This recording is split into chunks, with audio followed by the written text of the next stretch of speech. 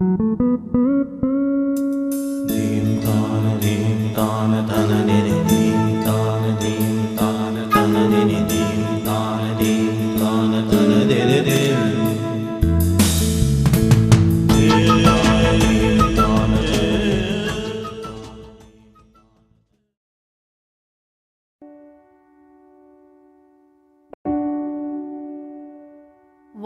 there was a world which was green and happy, clean and healthy, and today the same world is nothing but a heap of waste.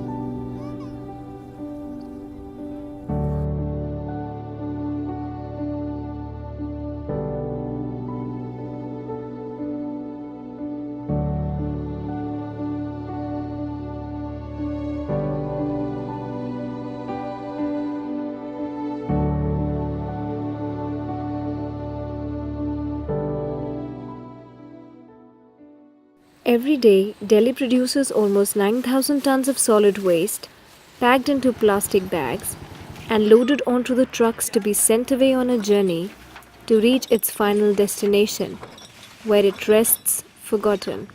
And this is where our quest began. We followed a truck full of waste to find answers to our quest, but what came in front of us was a huge mountain in Delhi built by our day-to-day waste. This is the landfill site of Ghazipur, which holds the waste generated in tons by the people. यहाँ देखो कूड़ा तो यहाँ sealed वगैरह मलबा और ये जितनी कॉलोनियाँ सबसे अलग अलग कूड़ा आता है। हमारा काम है खाली गाड़ियों को मेंटेनेंस करना और मशीनों को मेंटेनेंस करना। भाई हमारी जो गाड़ियाँ हैं ये एमसीडी के जो डिपार्टमेंट की गाड़ियाँ हैं ये वहाँ से कूड़ादान से कूड़ा लेके आते हैं, वो यहाँ डालते हैं, उसके साथ में मतलब सबको मिक्स करके हम उसको प्लेन कर देते हैं। कचरे में बीमारी ऐसे कि हमारे ऑपरेटर को हुई थी अभी, उसका अभी तो मौजूद है, यहाँ नीचे बैठा होगा, आपको देखा नहीं होगा, उसको 2.5 किलो मिट्टी लिख रही है अंदर से, पेट में से 2.5 किलो मिट्टी लिख रही है। आप ये बताओ इसके बारे में कि जब मतलब हम ये यहाँ खड़े हैं तो घर तो हमारे अंदर ही तो जा रहा है ना, पर हमारे जितने ये भाई हैं वो थोड़ी बहुत ड्रिंक भी कर लेते हैं, यहाँ बगैर पिए तो यहाँ काम होता नहीं है। इंस्पेक्शन की बात ये तो हम मतलब अपनी सेफ्टी खुद करते हैं, वैसे करनी चाहिए तो गवर्नमेंट को, फैसिलिटी तो गवर्नमेंट को देनी चाहिए, लेकिन हमने अपने आप में खुद करनी पड़ती है। यहाँ जो बोड़े बाड़े वगैरह जो भी कुछ आती है ना, बच्चों की या बड़े की, जैसे भी क्यों कोई बाहर लापरवाही आता तो उसको तो भले पुलिस को बता दे, या बाकी जो हॉस्पिटल से जो कुछ आता है वो सब मिट्टी में मिलकर बराबर हो जाता है, उसके बारे में कुछ नहीं करते एमसीडी। वो तो हॉस्पिटल से आया तो उसमें लिखित होती है उसका, और भी हॉस्पिटल से आया उसको क्या बताना, उसको कुछ भी नहीं, तो सब कूड़ादान बराबर कर देते हैं। यहाँ खड़े खड़े शाम तक हमारे धूल ऊपर से लगा नीचे तक पूरे उसमें चले जाती है, लेकिन कोई पूछताछ नहीं, यहाँ को मरता मरा जीता जिए कोई कुछ।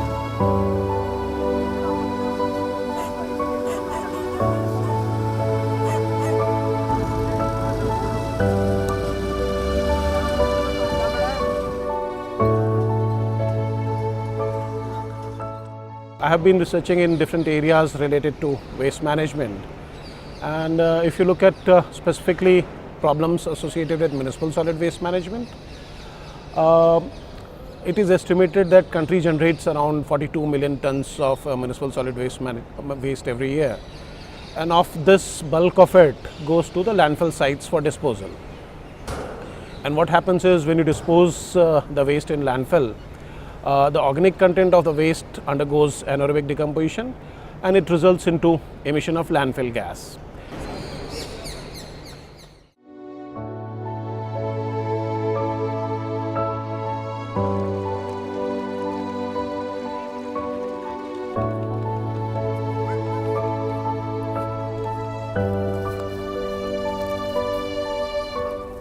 More than 200 trucks of garbage are emptied in this very landfill every day, and the numbers are only increasing.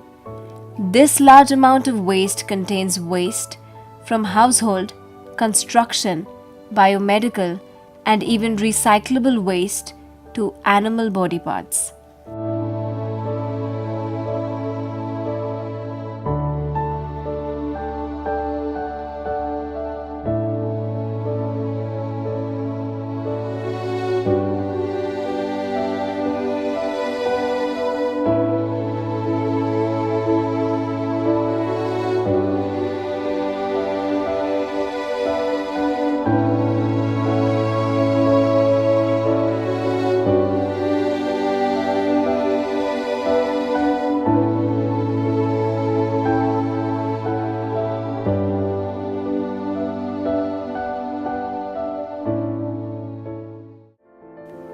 We were hoping that this visit would resolve our quest, but we were mistaken.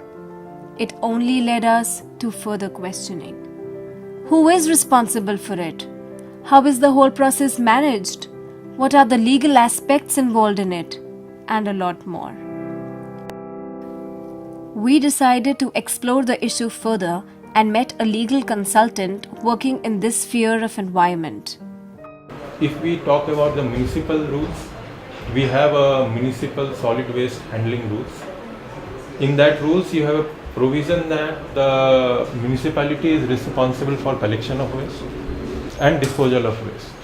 For that, they will have to take permissions. They have to take permission from the State Pollution Control Board. The process is they will identify the land. After identifying the land, is duty of the State Pollution Control Board to look into the land, whether that land is feasible for the landfill, whether the land will last for 25 years or not. So they have to look for the 25 years target at least, whether the land is near to habitation or not. Now this proximity to habitation, they have not defined anywhere. So proximity to habitation, even a common wall sharing, sometimes they say this landfill will be 100 meters, 50 meters or sometimes 10 meters. How you will define that proximity?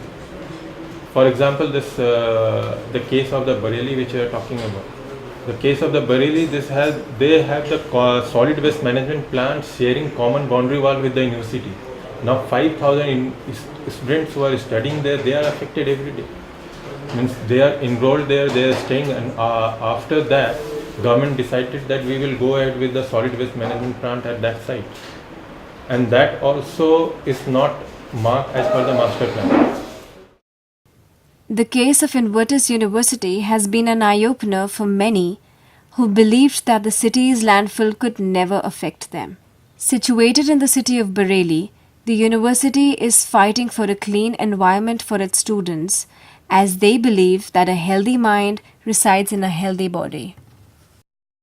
In 2005, Municipal Corporation Bareilly wanted to make a solid waste management plant at the boundary wall of our university and at the boundary wall of Maharaja Agastyan Degree College, in between both institutions. The students, the tender students, the girls, they were so much in problem when they started dumping.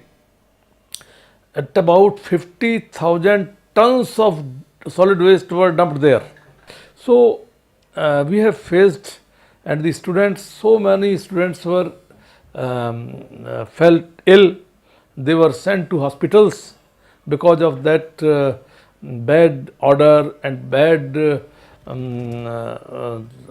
polluted water and polluted air, both the colleges went to Allahabad High Court, and so many they tried whatever they could, but the mayor and other people who were adamant to make solid waste management plant at the boundary wall of these institutions, then ultimately they all students and other people went to National Human Rights Commission as well as the National Green Tribunal, and we are lucky enough that National Green Tribunal has listened the all problem and legal things were there. So therefore there was a order to immediately close the solid waste management plant and immediately remove it from there and remove all the garbage from there. Such things are there. The landfills of the city are a paradox in themselves as they harm the environment and yet are a means of livelihood for the 3 lakh rag pickers in Delhi.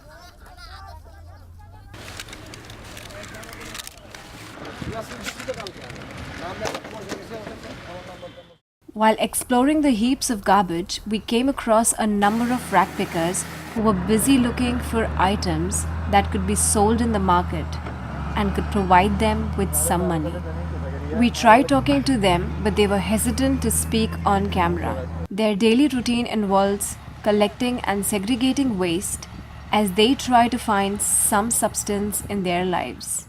Usha Devi, a rag picker who collects waste at a municipal trash bin and makes a living out of it for her 7 children, sweeps the streets of Janpat every morning and then segregates the waste that is collected by her children from the various offices nearby. 25 साल लग रही है मेरे को यहाँ पे काम करते। हमारी सास ने काम करा, चार पीढ़ी पर मैं हूँ। आदमी ख़त्म हो गए हैं, दारू पीते थे। मेरी सास करती थी इस काम को, तो मैं माते कहने लगी, माँ अब तुम घर बैठो, मैं करूँगी इस काम को। कहने लगी कि ठीक है बेटा, चल तू कर काम को।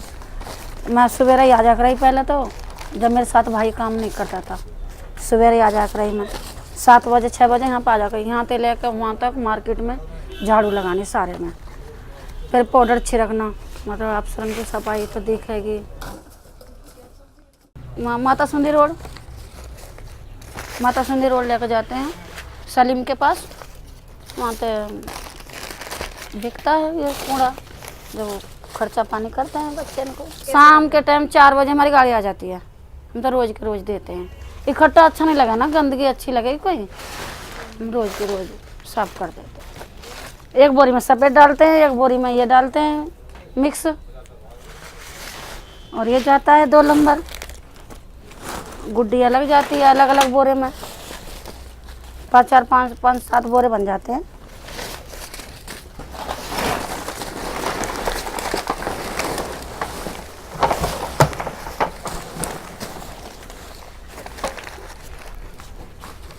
अब ये कूड़ा बड़ा था, बैंक में से आया है। सफ़ेद छांट रही हूँ, ये कूड़ा अलग कर रही हूँ, 2 नंबर उधर डाल रही हूँ, अलग अलग बोरन में जाता है बस। जैसे हम लोग घरों से कूड़ा उठाता है, उसके बाद छाँटते अलग अलग करते हैं। जैसे प्लास्टिक गत्ता कुत्ता शीशा ये सब अलग करते हैं, और जो सब्जी को छिलके वाला करके हम लोग पिट्स में डालता है कंपोस्टिंग के लिए। The science behind composting is rather simple. The organic matter reacts with air and water and breaks down over a few months. And the result is nutrient-rich humus, which can be aided by worms in a process called vermicomposting. जैसे compost डाल रहे हैं उसमें दवा भी डालना पड़ता है। तो हमारी ये सोल्यूशन की बोतल है, 1 बोतल दवाई और 50 लीटर पानी और 2 किलो गुड़ देकर हम लोग ताबा में डालते ढक्कन मार करते हैं, हफ्ता भर में बन जाता है हमारी दवाई। उसके बाद क्या करते हैं, जब टेलिंग करते हैं 1 बोतल दवाई और 10 लीटर पानी मिक्स करके फिर हम लोग गड्ढा में इस्तेमाल करते हैं। तो हम लोग जब तैयार हो जाता है फिर बाहर गड्ढा से बाहर निकलता हूँ, उसको धूप में सुखाना पड़ता है, तोड़ ताड़ के छाननी में छानना पड़ता है, जैसे रेत छानता है ऐसे हम लोग छानते हैं उसको। उसके बाद फिर खट्टा करके प्लास्टिक में पैक करके 5 किलो का पैक करके फिर हम लोग बेचते हैं। जीरो वेस्ट कंसेप्ट एक बहुत अच्छा कंसेप्ट है, क्योंकि कुछ कॉलोनीज़ है जिन्होंने ये अपनाया है। हमारा डिफेंस कॉलोनी, सरस्वती कुंज, सीआरपीएफ द्वारका, यहाँ तक कि राष्ट्रपति भवन, इसमें भी हमारे प्रोजेक्ट चल रहे हैं। उसमें होता क्या है कि जो वहाँ के वेस्ट कलेक्टर्स हैं, RWAs हैं, वहाँ की कम्युनिटी है, उनको साथ लेकर हम वहाँ पर जो वेस्ट पैदा होता है डोर टू डोर कलेक्शन के द्वारा उसको सेग्रीगेट करके जो कंपोस्टेबल होता है उसको कंपोस्ट में डाल देते हैं, जो रिसाइकलेबल होता है वो कबाड़ी वाले को दे देते हैं। तो इससे क्या होता है कि कम से कम वेस्ट लैंडफिल साइट तक जाता है। The Resident Welfare Association of Defence Colony took up the challenge and started a project called the Zero Waste Colonies in 2004. ये हमने 2004 में स्टार्ट किया था। हमने देखा कि कॉलोनी में यही सबसे ज़्यादा प्रॉब्लम हमें नज़र आई कि जगह जगह ढलाव पे कूड़ा बाहर निकला हुआ है और समय पे उठता नहीं है। तो हमने सोचा कि इसका कैसे समाधान निकाला जाए। तो फिर हमारी मुलाकात टॉक्सिक लिंक से हुई, जिन्होंने हमें इस प्रोजेक्ट के बारे में काफ़ी हेल्पफुल उन्होंने टिप्स हमें दिए और इस प्रोजेक्ट में उन्होंने हमारी मदद भी बहुत ज़्यादा की है। उन्होंने ही हमें बताया कि आप ऐसे पिट बनाओ और डोर टू डोर गार्बेज जो हम लेते हैं उसको यहाँ पे डालो और EM सोल्यूशन के द्वारा चेंज हो जाता है ये ऐसे। What we did was basically we water borewell is sunk in the ground.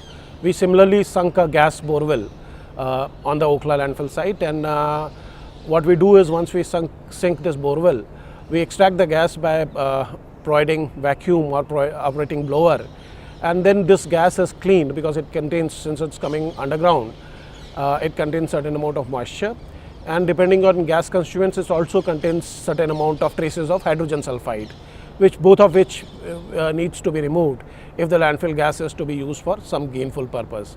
So we in our project removed the moisture by chilling the gas to sub-zero temperature, and then that's how condensing the moisture, and H2S was removed passing the gas through scrubber system, alkaline scrubber system, where H2S was dissolved in alkaline scrubbing solution and it was removed. And finally gas was let out at the flaring point, where when sufficient amount of gas starts coming in, it gives us an alarm, and then you operate the flaring system so that gas starts burning. This method is actually better than letting out uncontrolled landfill gas into air, because it's actually converting, by flaring what you're doing is you're converting landfill gas into carbon dioxide, and that is how reducing the greenhouse potential by at least 20 times. And in the project we also explored that what are the potential uses of this landfill gas, and as the Okhla landfill site is located very close to a hospital, it's called ESI hospital, we did a sort of cost benefit analysis of the fact that if this gas can be used by the boiler which is operating in the hospital for the purpose of generation of steam, and we found out that if this boiler in the hospital uses the landfill gas also as a supplementary fuel, then within 3-4 years they can recover the cost which they invest on landfill for harvesting and bringing in the landfill gas to their facility for using it as a fuel. Biomedical waste is the most infectious and hazardous of all. It is capable of spreading diseases and causes harm to individuals. The amount of infectious waste is around 25%, and non-infectious waste constitutes nearly 75%. In the absence of proper segregation, the non-infectious waste becomes infectious and possesses environmental threat to the society. The inappropriate treatment and disposal can result into tuberculosis, hepatitis, enteric fever, HIV infection, or even AIDS. To inquire about it further, we visited various hospitals in Delhi and explored the processes that are involved in proper management of medical waste. Biomedical waste management in Gangaram is as per the international norms.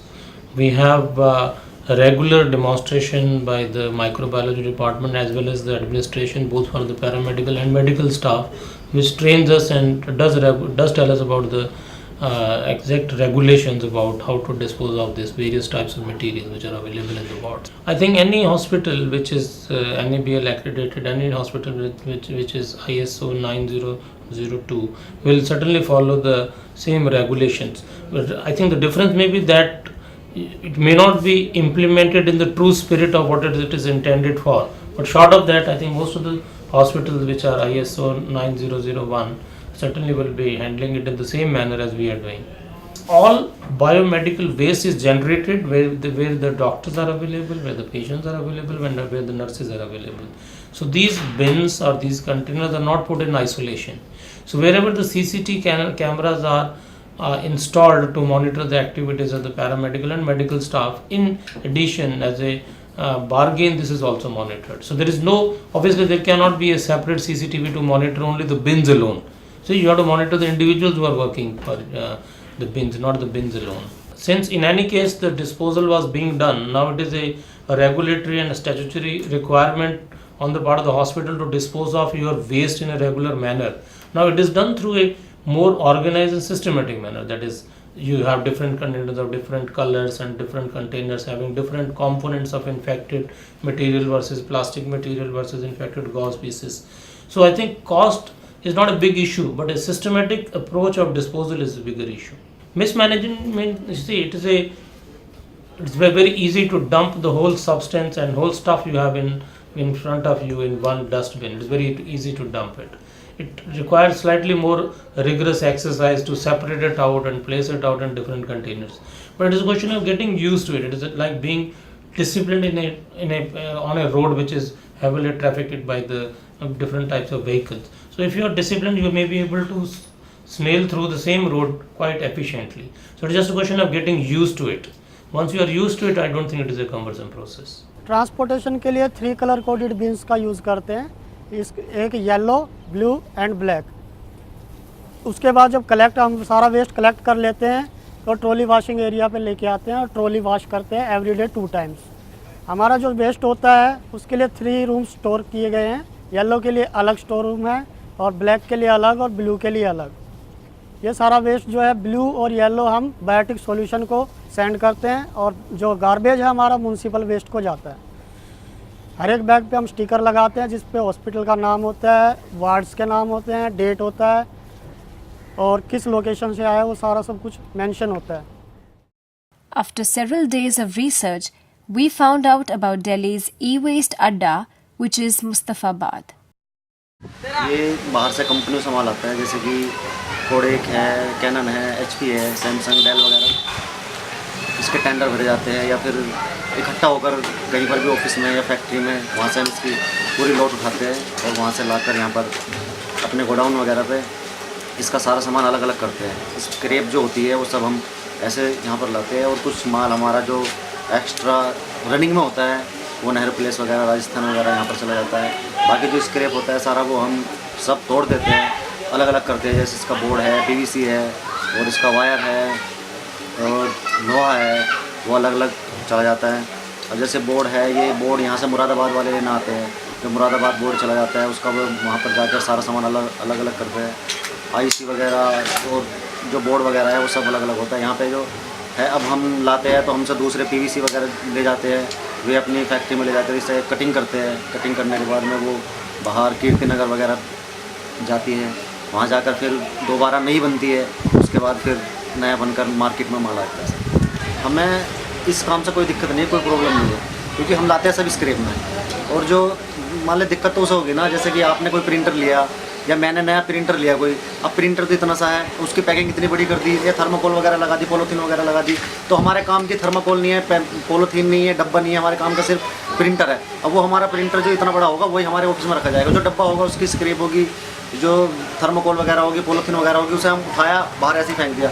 अब जो बाहर जाएगा वो नालियों में जाएगा, गंदे नालों में जाएगा, फिर खत्तों में जाएगा, तो इससे गंदगी बढ़ेगी, बीमारियाँ बढ़ेगी और क्या होगा। जो हमारे पास माल आता है वो हम उस माल को स्क्रैप में लाते हैं, उसे तोड़ते हैं, फिर उसे अलग अलग करके भेज देते हैं। फिर जो और आते हैं लेने के लिए वे ले जाते हैं, फिर वे उसका तोड़ा फोड़ी करते हैं, जो भी करते हैं बिल्कुल वो फिर आगे ले जाते हैं। फिर वो नया मार्केट में जाता है, फिर वहाँ पर केमिकल वगैरह लग के नया माल बनता है। नया माल बनने के बाद फिर मार्केट में दोबारा आता है, इस तरह से ऊपर नीचे सब होता रहता है, तो इस तरह से काम चल रहा है। There was pollution was always existing, but there was a less need. We used our rivers, we used in villages composting, that was done by mechanical method. But now we want to introduce that since the amount of solid waste and other waste material has increased that much, that even if we can't pollute our river, we can't dump it in entire India.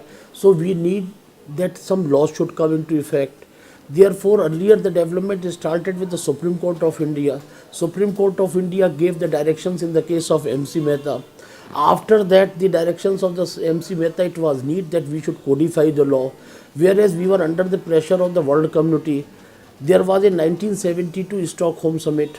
India is the signatory of the United Nations Charter.